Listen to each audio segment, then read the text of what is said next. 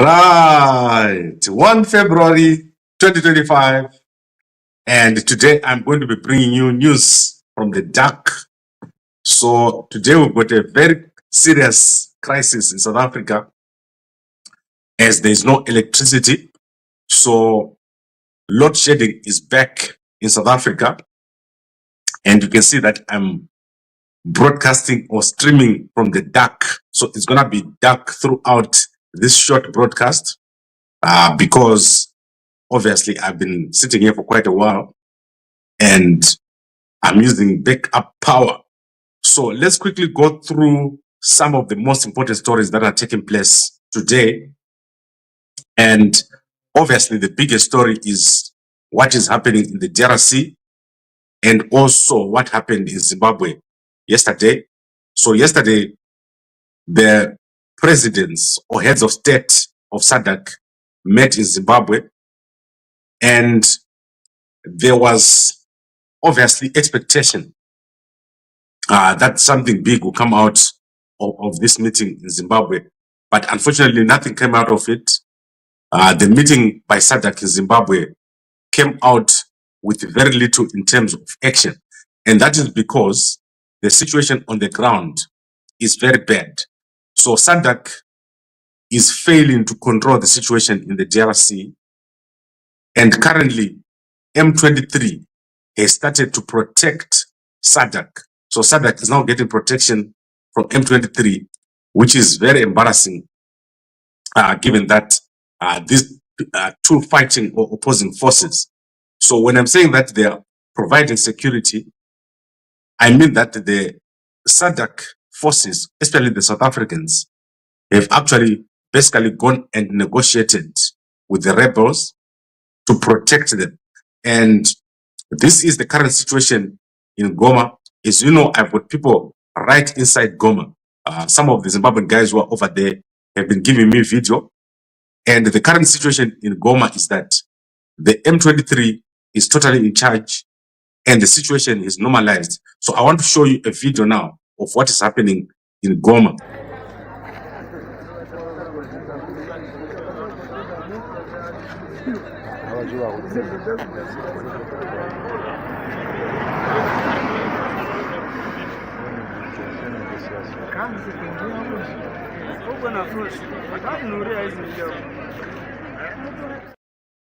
Right, so what you can see there on the street is heavy military presence, and there is almost no space to step because of M23. M23 is basically in charge, and as I said, their base is right next to the airport, and the South Africans are stuck over there at the airport, and they're getting protection from M23. So there is really not much that SADC can do. SADC is not capable of fighting. And the mercenaries, the Russian mercenaries and all the other mercenaries have actually just surrendered to M23. And I'll show you some of the mercenaries here surrendering.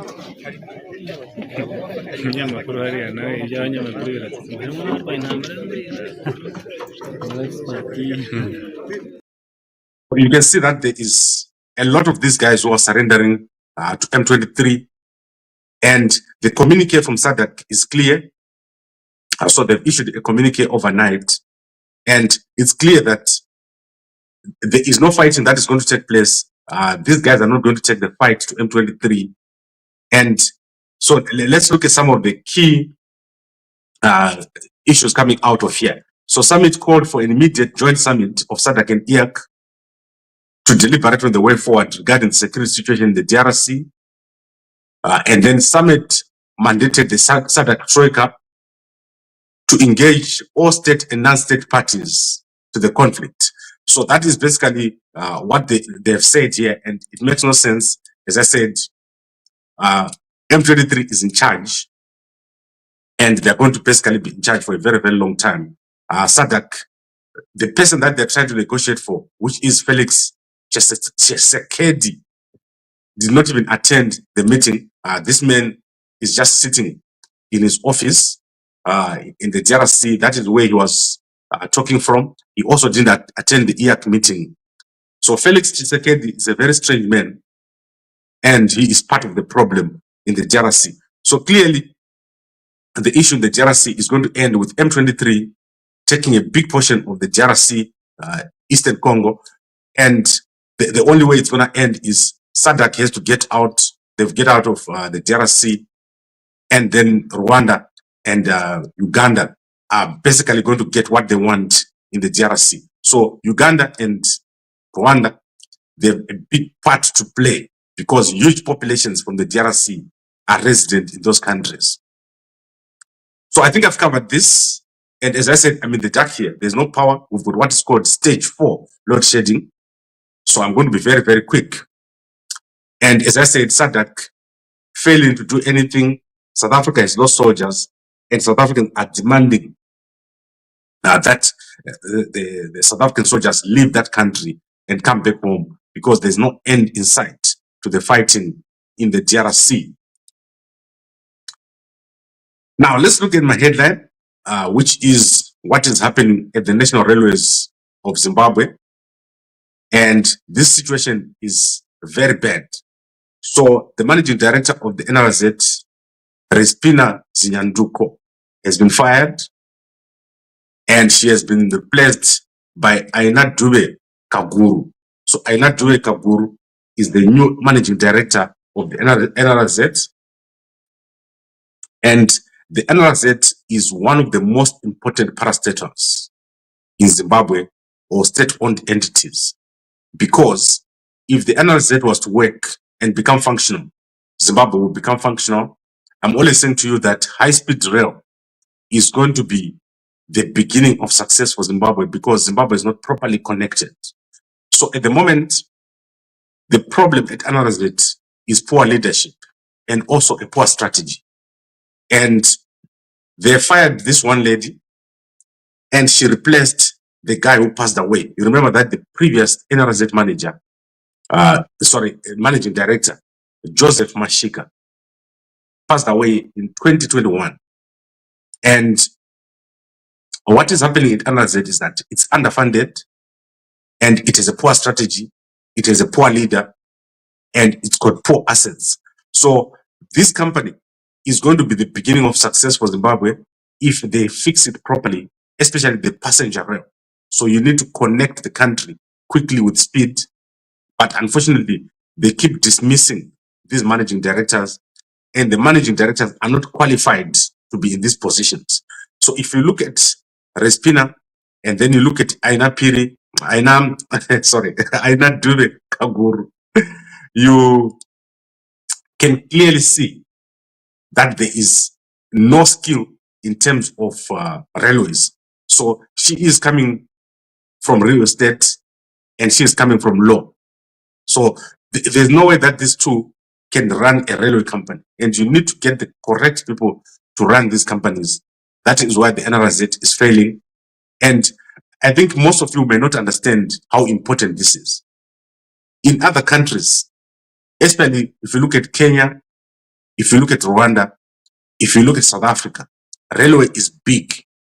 If you look at the Cowdray of South Africa, it plays a very important part in moving people around. But South Africa doesn't even have a high-speed rail. If you look at Tanzania, what they've done with high-speed rail, it's so important and so big. But Zimbabwe, they've got no plan. And I hope that they get the correct person to lead this company. The NRZ needs someone who is from outside Zimbabwe, someone who has left the country and who has not always been there in the country. You can put someone who has been a ticket officer to become the managing director of the company. Makes no sense. They just don't have the strategic knowledge, and they are part of the system. So when someone is part of the system, they cannot transform the system. And this is what is happening at NRZ, a big, big problem over there. And this is affecting our country. Like, clearly, this company is the most important company right now as we speak. After the RBZ, the NRZ is the most important company in Zimbabwe, in my view. And I hope that they sort this out and get a proper managing director, not these guys that they're putting in place who've got no knowledge, who've got no skill, and who don't know what to do. Basically, that is the problem at NRZ. You've got people that don't know what to do. Then let me close out with what has happened with the war veterans. The war veterans have given Mnangagwa 10 days. So take these tweets very seriously. Mnangagwa has been given 10 days to step down by the war veterans. So let's see what happens. And the people who write this is not actually Geza himself. There are people behind the scenes who are writing these things. But it's been 10 days that Mnangagwa has been given. So 10 days, if Mnangagwa does not step down, something big is going to happen. And then in Bulawayo, Hapiness Chimbangu, the face of the woman who has killed her husband and the 2 children. There she is. She is the Zimbabwean woman from Cowdray Park. She killed her husband, Edwin Chimbangu, and her 4-year-old son and a 7-month daughter. The reason why she killed her family is because she said there was nothing to eat in the house, and she had gone to her mother that night, complaining bitterly about the hardship of life.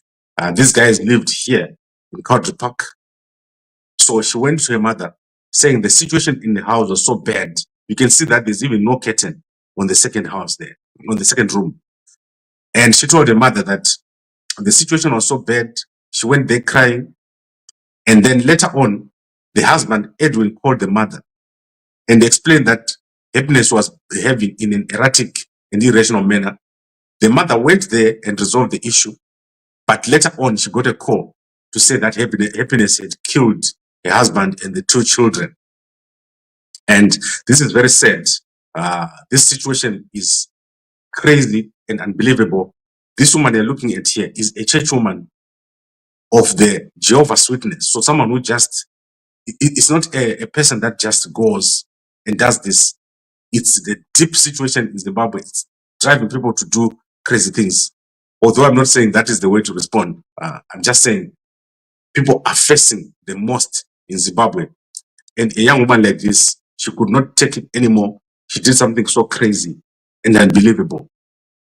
And you're looking now at one face of a woman that has done something unbelievable. She's probably going through the most right now as she is in jail. And then in South Africa, obviously, today, they've announced the closure of yet another newspaper. Sartuday Citizen is closing today. So this newspaper is closing. Many newspapers in South Africa have closed. And that is because it's no longer viable. It's no longer sustainable. Right, guys, I think you can see that my network is now being erratic. I need to go. So I need to go because this is not going to work. Let me show you Sekuru Vena as I live, the most popular person in South Africa. In South Africa, where I am, but he's the most popular person in Mozambique, where he is.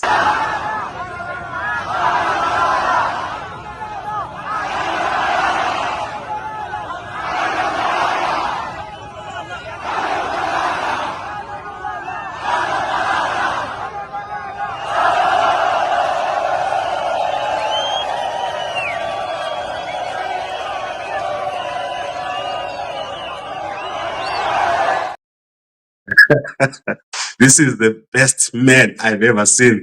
Venancio Mondlane, amazing, so popular and unbelievable. You can see with the president of Mozambique for the first time came to Zimbabwe. And that is Chapo there, one of the tallest guys I've ever seen. But do you guys see on the extreme right, after Duma Boko, do you see who is standing at the back there in front of the soldier? That is Sean Mnangagwa next to the presidents. Mnangagwa is showing you something, is giving you a sign. There is Sean Mnangagwa right next to the soldier. Over there. Crazy stuff that is happening in Zimbabwe.